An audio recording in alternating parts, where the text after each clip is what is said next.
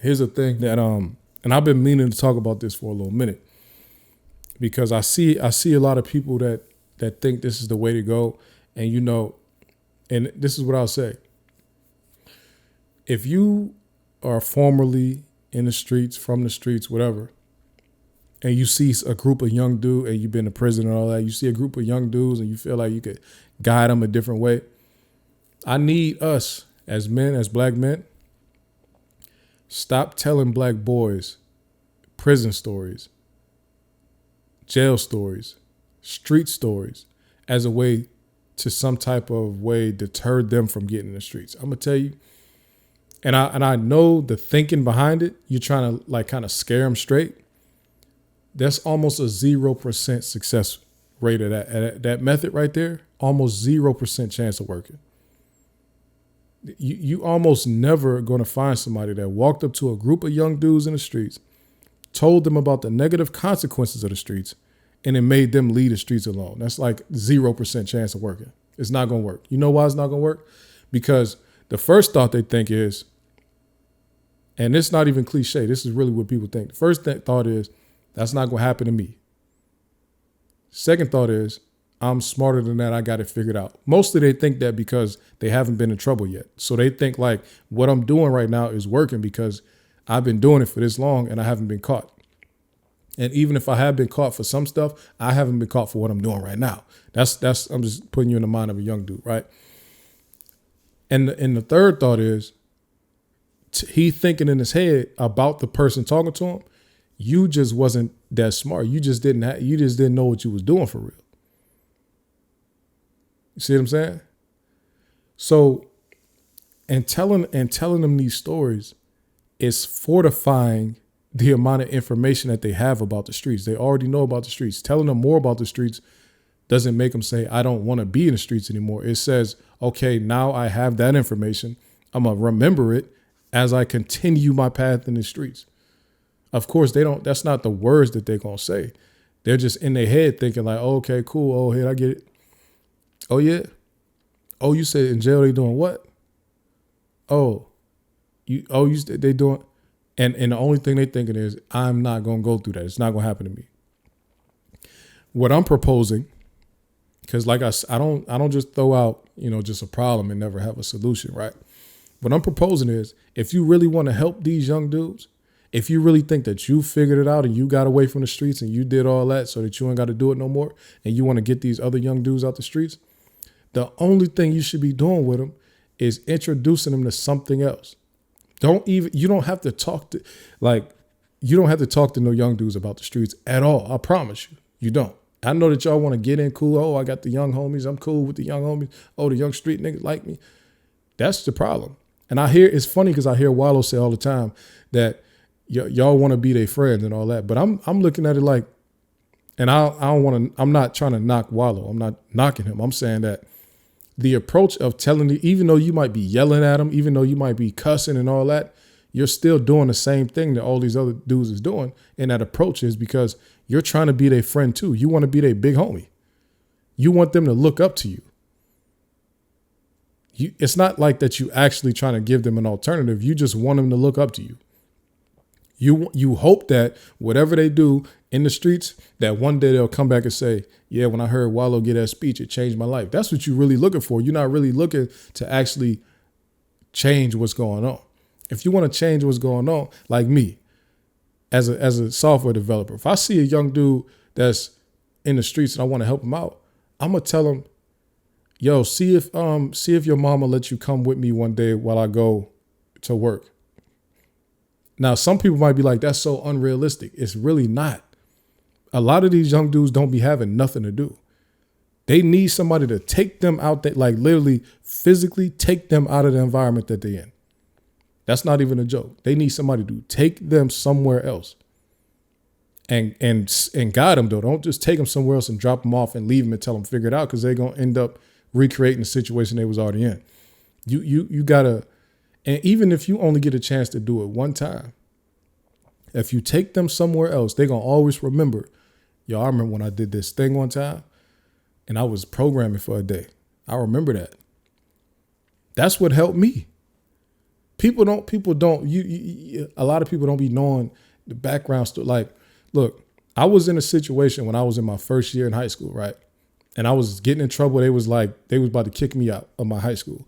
But I had a dean who was a black man though, and he was like, yo, he got potential. He wouldn't let them kick me out. He just kept on fighting for me. He kept on arguing with he pretty much lost his job, and he pretty much lost his job because of me, honestly.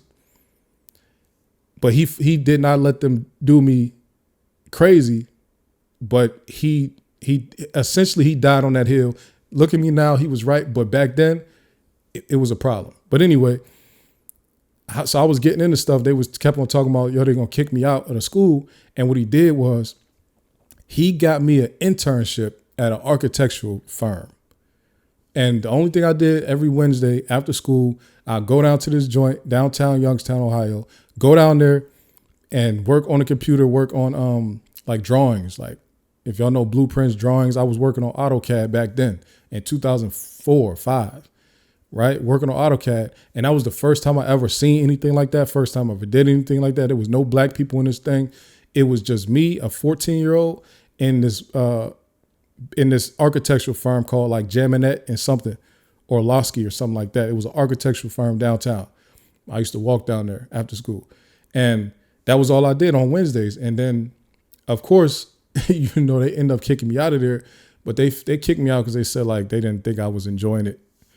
Whatever. But anyway, but I'm saying something like that stuck with me forever, because even doing any of the other stuff that I might have got into, I always kept it in my head like, hey, I could do this thing I can do. Like, I know about drawings. I know about architecture. I know about this. I know about buildings and structures and stuff like that. And it's in the back of my head. And them type of experiences never leave nobody's head. You take somebody and you remove them from the situation. Put them somewhere else, man. I swear to God, if you think that it's just like the Scared Straight program, like taking somebody into a jail does not make them stay out of jail. I know y'all think like, oh, this is going to scare them straight. They're going to leave crying. They're never going to want to come back here. It works the opposite. It's like a roller coaster. So once you're in it, it's like, this is crazy. This is absolutely crazy. Get me off this thing. Then when you come down and that adrenaline rush leaves, you're like, a lot of people, especially people who commit crimes, like people who commit crimes are a different set of people. These are not, it's not normal. So it's like, yo, I'm not scared of that feeling. That feeling now, I felt like I just survived it. Even though you just only in there for a day, it was very controlled, but you feel like you just survived something. And now it comes with a badge of honor because it was a game. And now to your little friends, they're like, oh yeah, I was in the jail. It was weak in there. They wasn't doing nothing. They was yelling. They wasn't gonna do nothing to me though. You don't know what I would have did up in there. And it's just like it's going to give a little 14-year-old kid a badge of honor. That's not a good thing to do. I'm ranting right now because it's so many. I'm looking at so many different things right now, and I'm not going to say too much because of the amount of personal experience I got in certain situations. But what I'm just trying to say is, you don't have to tell black boys about the streets. I promise you can connect to them about different stuff. Especially if they in the streets. I promise you they know about the streets. You don't got to talk to them about it. Talk to them about something else. And not just talk to them because you want them to still be able to connect to them. I think that we got to they got to bring back, and I don't even know if they have this still. They might still have it somewhere, but you got to be able to bring these kids into these workplaces. You see what I'm saying? I haven't done that at my job, but if I run into somebody, and I'm not where I'm from, so I don't really know who in the streets or who doing what, so I don't know. But for the people that live where they're from and they know who in the streets, they know what's going on. If you have a podcast, don't bring a young dude on the podcast to tell him about the streets. Bring him on the podcast and have one of your camera operators teach him about cameras. That's going to help him. All of us are going to find escapism in something, right? It could be drugs, it could be alcohol, or it could be photography, or it could be wildlife, or it could be painting, or it can be computer programming, or it could be gaming, or it could be robbing people. We're going to find escape in something. So if I could take you out of the streets for a few hours while I do if I could take you out of the streets for the full Saturday, and I'm about to do 3 interviews, and I'm going to let you sit with my cameraman, and he's going to tell you about every control on the camera. And then next Saturday, he's going to let you be the one to operate it. Or maybe, let's say 4 Saturdays from now, you're going to come every Saturday. I'm going to teach you everything. You're going to be my intern around here. And then we're going to let you operate the camera in a couple weeks, right? People don't think about it because they think like, oh, these kids is young and they just tough. They don't care about nothing. They do care about something. They don't have nobody that's going to give them any type of leeway. Everybody is treating them like they dinosaurs. Not dinosaurs as in old, but dinosaurs as in rough animals that kind of need to be stayed away from or feared. Right? You can walk up to a young dude, not mention the streets at all, and you're going to find out that they actually got a lot of different hobbies. They actually like a lot of different things that's not related to anything criminal. You will find that out if you just had a conversation with them about something other than the streets. You see what I'm saying? Maybe they might not mess with the camera. Maybe they have never been hiking. You take them out hiking and you find out, oh, this dude like rocks. He like rocks. You like rocks for real? And then I'm talking for the people who are in this world of acting like they care about actually changing some of these people. I'm not saying everybody just go out and do this. I'm saying that there's groups of people who say that they are into this type of thing, right? Me personally, I like to catch the kids younger than that. You know what I'm saying? Because once they in the streets, a lot of times they in the streets because something else is going on that even if you kind of take them out of the situation, they still already dealing with what they're dealing with. Most of the time it's in their house. You see what I'm saying? And their mind is already made up a lot of times that I'm going to do what I'm going to do. So, and I'm not saying that they damage product and you can't help them. I'm saying that it's a lot harder because they dealing with stuff that you don't even know about. So coming and giving them lectures about the streets and all that, it's not going to do much. They're there for a reason. A lot of them. I'm saying a lot of them.